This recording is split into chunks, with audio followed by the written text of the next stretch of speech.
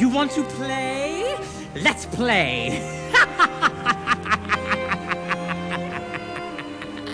Please help me. No!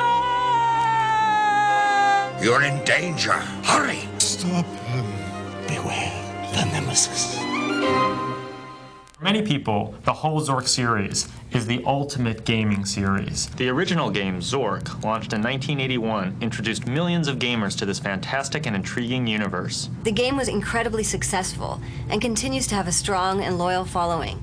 The story in Zork Nemesis is the player starts outside of this very decayed, corrupt temple and encounters these 4 trapped, desperate spirits who tell you that they were the great alchemists of their day and were murdered by this evil creature, the Nemesis, and they beg you to help them. Oh, please help me. Trapped here so long. I think in Zork Nemesis what the player will experience is a very fantastical, dark realm. I tried to warn you, but you believed them, you unholy fool. This is a very, very big game in terms of not only gameplay, but in terms of the size of the environments that you're about to explore. There's a lot of 3D graphics. The visuals are stunning. I think they're unlike anything else that has ever been created in this medium, because not only are they stunning to look at, but with Z-Vision, which we've created just for Zork Nemesis, you can actually look 360 degrees in each of the areas of the game without a degradation of the gorgeous visual worlds.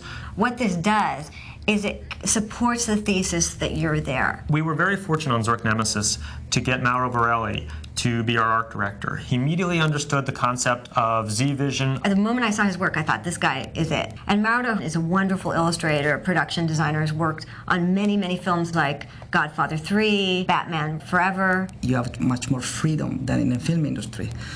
You can build anything, basically you can draw. We chose to shoot video characters and composite them against these lush backgrounds because we didn't want just a full motion video game where you're just picking branching video clips. You belong by my side. Children draw pictures. Men fight.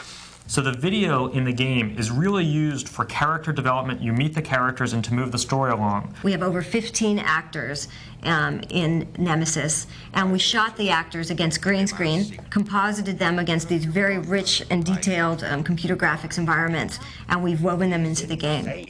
Must be strong. We can't cave in to this Nemesis.